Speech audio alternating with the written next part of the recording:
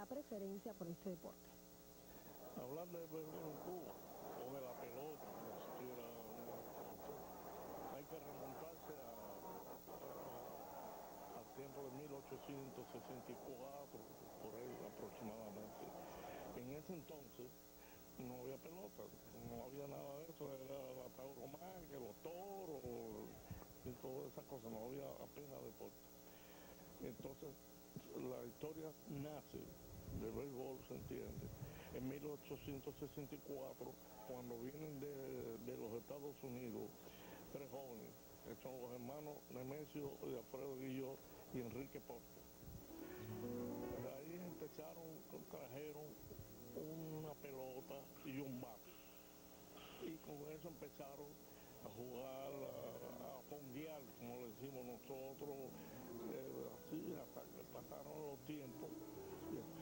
Pero por aquel entonces el gobierno español prohibió el uso de esos tipos de juegos porque pensaban que era una cuestión anti-española. Ahí pasó el tiempo hasta que en 1804, para decirlo, se efectuó un juego a Habana y Almendares. Una aceptación notable, pero prohibieron de nuevo el béisbol hasta 1878, donde se organizó el primer campeonato de béisbol en Cuba. Hay una fase poco conocida aquí en Cuba, es la presencia de Esteban Bellán. Esteban Bellán fue un pelotero que se destacó mucho en 1874 en los Estados Unidos. Y él vino entonces a Cuba fue uno de los que oficialmente introdujo el béisbol hasta 1885, porque fue manager del Club Habana y independientemente fue un jugador muy conocido tanto en los Estados Unidos como aquí en Cuba. Era el escritor, no solo jugaba, sino a la terminación escribía sobre el béisbol, que aquí en Cuba no había escritores sobre él. Por eso es bueno recordarlo. La fiebre del béisbol se fue apoderando de todos los habitantes y el territorio cubano se convirtió en el segundo país en iniciar las prácticas de béisbol de forma organizada.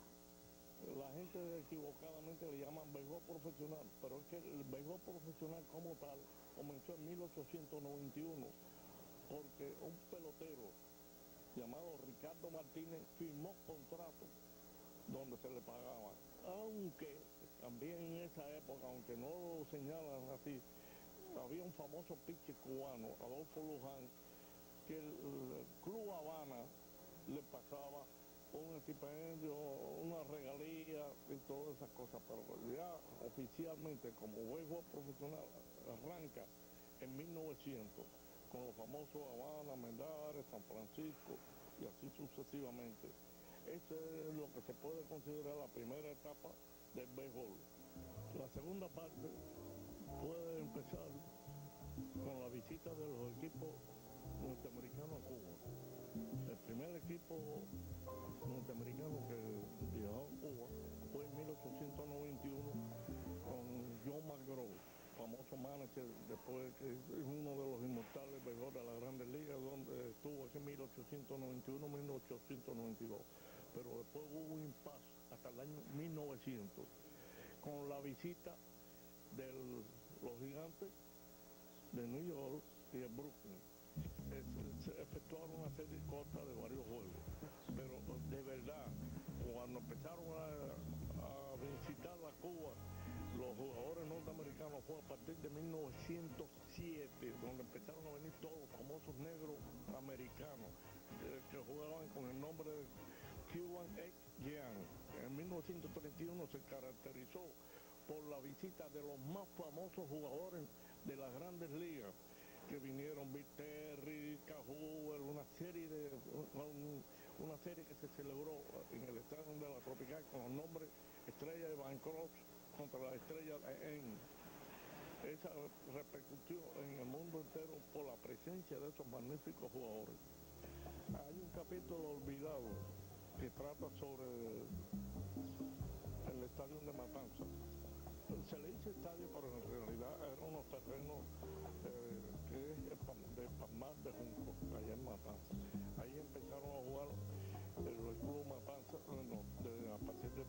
campeonato. La vida del Club Matanzas se extendió hasta el año 1925. No hay que olvidar el equipo de Matanzas de la temporada 1894-95, que en pleno campeonato sacaron a la Manegua, y entre ellos Ricardo Caballero, autor del primer bateador cubano que batió 3 jonrones en un juego. Caballero fue auxiliar del lugarteniente Antonio Maceo, que murió en combate en la batalla de Loma del Toro, aquí en Pinar del Río. El béisbol trascendería las fronteras del imaginario cubano para pasar a formar parte de nuestra cultura y convertirse en motivo de inspiración literaria. De esto estaré conversando con ustedes en instantes. Aparentemente, entre el béisbol y la literatura no existe relación. Sin embargo, muchos escritores e intelectuales cubanos han tocado este tema en sus obras. Por eso he invitado hoy a Orígenes a Félix Alfonso, quien repite su visita ya que nos ha acompañado en otros programas. ¿Qué opinas sobre este tema? Bueno, Yasmín, como bien tú dices, prácticamente todos los grandes nombres de la literatura cubana del siglo XX han tocado de una manera u otra el tema del béisbol. Habría que pensar solamente en Nicolás Guillén y sus poemas dedicados a los deportes, específicamente en el tema beisbolero, su famosa elegía a Martín Dihigo, o pensar en Lezama con aquella estampa de Sucesiva, donde habla de los 9 hombres en acecho de la bola de cristal irrompible que vuela por un cuadrado verderol, o pensar en Alejo Carpentier, quien en su primera novela, Ecueyambao, introduce escenas de un juego de pelota. Más recientemente habría que mencionar a la figura de Roberto Fernández Retamar, quien tiene un poema antológico sobre el béisbol que se titula Pío-Tay, que es la manera en que infantilmente los niños piden tiempo en un juego de pelota callejero. Pero yo me quiero referir, más que a estos nombres, a una relación entre béisbol y literatura que es mucho más antigua. Esa relación se remonta al último tercio del siglo XIX y está muy relacionada con el fenómeno del modernismo. Es decir, el béisbol y la literatura comparten esa estética del modernismo, esa estética de una retórica exótica, simbolista, estilizada, y es así que en el verano de 1885 surge una revista, El Fígaro, cuyo subtítulo decía Semanario de Sport y Literatura, órgano del béisbol. Es decir, existía la necesidad de vincular a la literatura y el deporte, y específicamente de que el béisbol tuviera un órgano a través del cual expresarse. Este fue el primer punto a partir del cual empezaron a surgir otras muchas publicaciones sobre béisbol, y aunque el Fígaro después abandonó su carácter de órgano del béisbol, siempre mantuvo en sus páginas crónicas deportivas abundantemente graficadas. Es así que algunos escritores cercanos al modernismo, como Wenceslao Gálvez o Bonifacio Birne, tuvieron también vinculación con el béisbol. En el caso específico de Wenceslao Gálvez, a él debemos la entrada del béisbol en la literatura cubana, con el primer libro que se escribió sobre esta temática y que tenía por nombre El béisbol en Cuba, precisamente. En el caso de Birne, llegó a dirigir incluso un semanario deportivo en su provincia natal de Matanzas. Yo pienso que esta fascinación y esta atracción mutua entre literatura y béisbol se mantiene hasta el presente, y quisiera terminar esta breve intervención citando los versos de un poema de un cubano, Emilio García Montiel, donde dice que en los estadios no se juega el destino de un país, sino su nostalgia. Muchas gracias, Félix, por habernos aclarado esta interrogante. Y esperamos que tu visita se repita. Lo propio. Usted no abandone la huella, que seguimos juntos en Orígenes.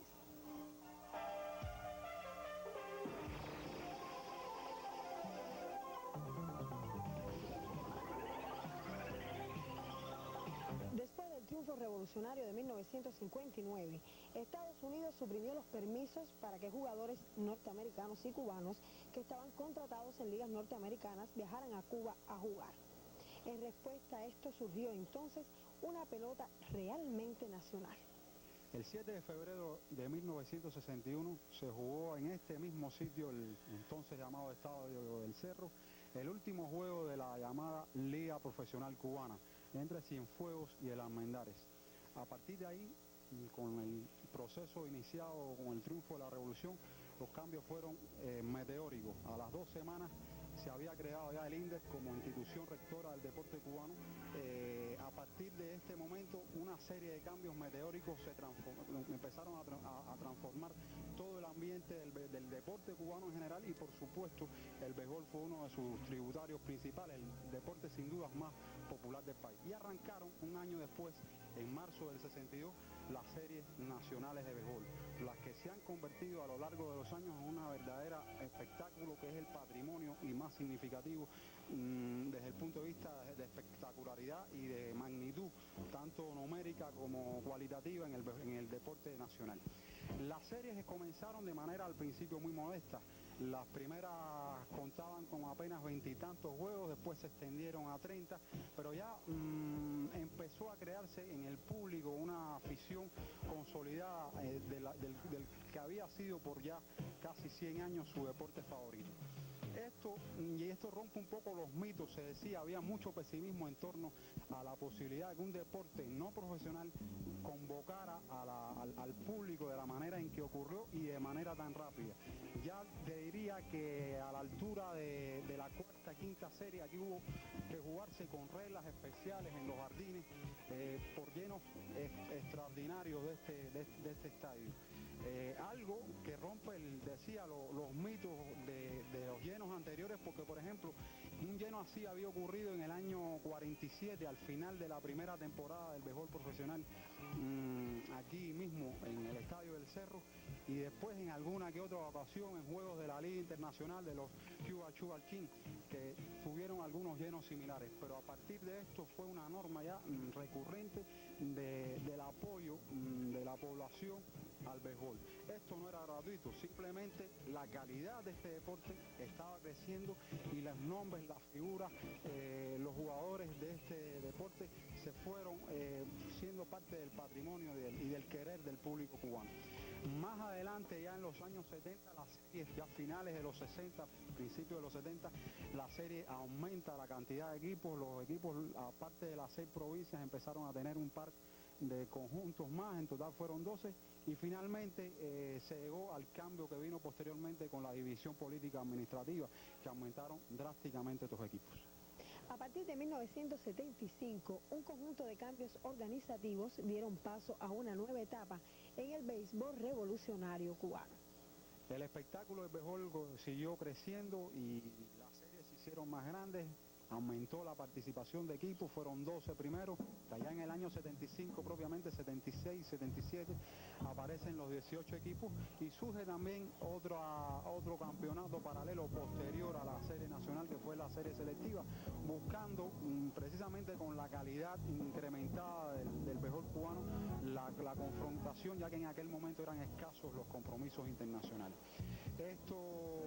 Estas series continúan y al mismo tiempo el béisbol cubano empieza a ser llamativo, no solo nacionalmente sino internacional, y las series mundiales o hoy conocidas como copas mundiales, que eran más esporádicas, fueron más frecuentes. Aparecieron las copas intercontinentales y por último ya en la década de los 90 apareció el béisbol olímpico con las olimpiadas de manera oficial en Barcelona 92.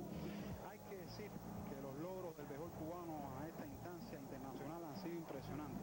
Pocos deportes o pocos equipos deportivos en el mundo pueden exhibir un palmarés tan amplio y tan rico como el del béisbol cubano. Yo citaría muy rápidamente 2 olimpiadas, 3 efectuadas, 24 triunfos en copas o campeonatos mundiales de 35 celebrados y 9 copas intercontinentales de las 16, 15 que se han llevado a efecto hasta el momento. Esto habla a las claras del predominio y de la calidad del béisbol cubano, y además descontando que nuestros rivales han ido a medida, después de un inicio en el que Cuba fue, por cierto, propiciador de estos campeonatos mundiales, ha habido una participación de mayor calidad y de mayor nivel en los rivales de Cuba. Ya podemos decir que de pasar a equipos, por ejemplo, norteamericanos, de desconocidos, primero vinieron sus mejores jugadores universitarios y han llegado a la inclusión de profesionales que, a medida que ha pasado el tiempo y lo ha exigido la rivalidad y la exigencia de ganar en torneos internacionales, ha sido mayor la calidad de esto. En estos momentos, como decía, el béisbol cubano, como todo deporte, han sido mínimos, no se pueden contar una decena después de uno de los momentos claves en el entorno de los campeonatos internacionales de béisbol, que es la entrada de los profesionales al mismo. Sin embargo, otra vez los pesimistas comenzaron a decir, bueno, será este el fin del béisbol cubano, del éxito del béisbol cubano de manera internacional. Y yo creo que los resultados hablan por sí mismos, independientemente, como decía, un deporte se gana y se pierde, pero son muchas más los triunfos que las derrotas a nivel internacional. Sin dudas, el béisbol revolucionario tuvo desde sus inicios momentos inolvidables para su afición.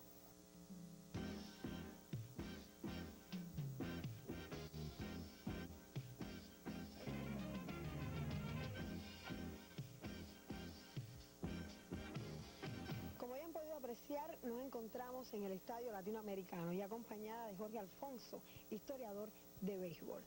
Jorge, me gustaría mucho comenzar a hablar un poquito sobre las hazañas deportivas que llevaron a la pelota revolucionaria a ocupar planos estelares. Bueno, el béisbol es un deporte que, matizado por supuesto por muchas marcas, es de por sí, puedo decirte, el deporte que más estadísticas lleva. Yo te diría que es muy extensa, pero si de recordar se trata de las que considero las más difíciles, yo creo que una de ellas fue precisamente los 2 no-hit run conseguidos de manera consecutiva por Aquino Abreu en el año 1966, exactamente el 16 de enero, vistiendo el uniforme del equipo azucarero. Aquino en el estadio Augusto César Sandino, recién inaugurado para la ocasión, dejó en 0-0 carrera al equipo Occidentales y los venció en aquella oportunidad. 9 días más tarde, aquí, o sea, el día 25, en el propio Parque Latinoamericano donde nos encontramos, Aquino volvió a lanzar otro juego de 0-0 carrera, esta vez frente al equipo de la capital, representativo de la capital, Industriales. En ese aspecto cabe mencionar 2 factores muy importantes. El primero, que Aquino es el protagonista de ese primer no-hit no-run en Serie Nacional y también el segundo no-hit no-run. Fíjense si es tan difícil eso, que el único antecedente que existía de un hecho similar había ocurrido en 1938, cuando un lanzador de Grandes Ligas del equipo Cincinnati, John Vandermeer, en el lapso de 4 días derrotó también por esta misma vía de 0-0 carrera al equipo de los Bravos de Boston y después hizo lo propio con los famosos Dodgers de Brooklyn. Para mí eso es una hazaña sin precedentes, porque es imposible pensar, aunque se pudiera lograr, que un mismo lanzador lanzara 3 juegos de no-hit no-run consecutivos. Eso no ha sucedido nunca. Ahora mismo, recién finalizado el 43 Campeonato Nacional de Béisbol, se acaba de implantar por Osmani Urrutia una marca muy difícil que ha sido conquistar por 4º año consecutivo el liderato de los bateadores con más de 400 averajes. Esa marca es una marca sorprendente que no tiene antecedentes en ningún béisbol del mundo. También pudiéramos referir dentro de este aspecto dos hazañas que fueron las protagonizadas en el año 1969 en ocasión de aquella serie mundial famosa en Santo Domingo, el Estadio Quisqueya de República Dominicana, donde el Curro, Gaspar Curro Pérez, lanzador matancero, derrotó de una manera sensacional, prácticamente se puede decir que fue el solo, porque el Curro empujó la carrera del empate en aquellos momentos cuando Tony González se encontraba en segunda base y él batió un indiscutible. Después, a su vez, él anotó la carrera decisiva para vencer a Estados Unidos 2-1 en aquel memorable choque y finalizó haciendo la labor de relevo para anotarse Cuba una importante victoria sobre el equipo norteamericano. Al año siguiente, también José Antonio Huelga fue protagonista también de otro registro sin precedentes al vencer precisamente dentro de estos campeonatos, estas llamadas series mundiales, al equipo norteamericano. Estados Unidos le había ganado a Cuba en el calendario regular, era la primera derrota que sufría un equipo cubano en series mundiales desde el año 1953, cuando había perdido con Venezuela en Caracas. Y bueno, las series tuvieron una interrupción y esa cadena de victorias se extendió a 35, donde Bob Hutton derrotó a Cuba 3 anotaciones por 1.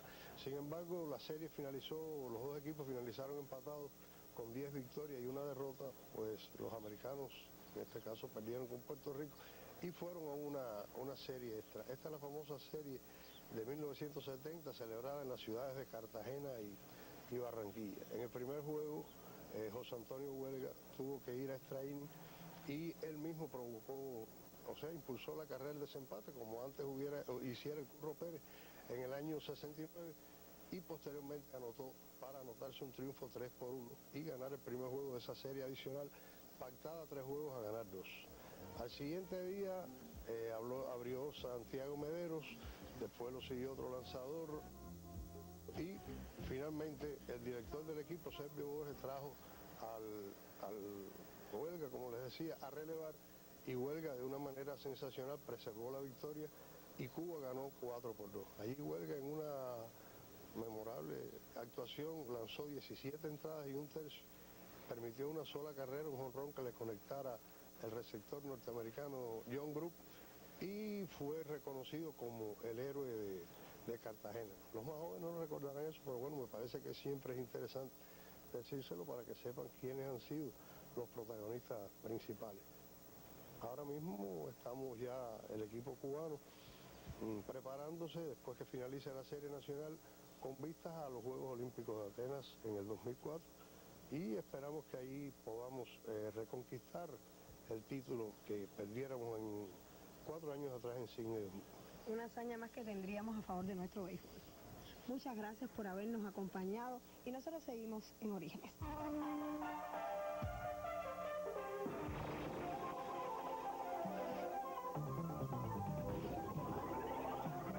Desde sus inicios y hasta la actualidad, el béisbol ha continuado acumulando triunfos y perfeccionándose para enfrentar nuevos retos, con una nueva generación de mentores y jugadores dispuestos a darlo todo en el terreno. Primer reto inmediato, las Olimpiadas de Atenas, después vendrán muchos más. Ya decía, hay muchos los rivales, y yo creo que esto es algo que sucede en todos los deportes, y el béisbol no es ajeno a ello. Los rivales, a pesar del protagonismo y el palmarés extraordinario del béisbol cubano, se preparan también y van incrementando su nivel de participación.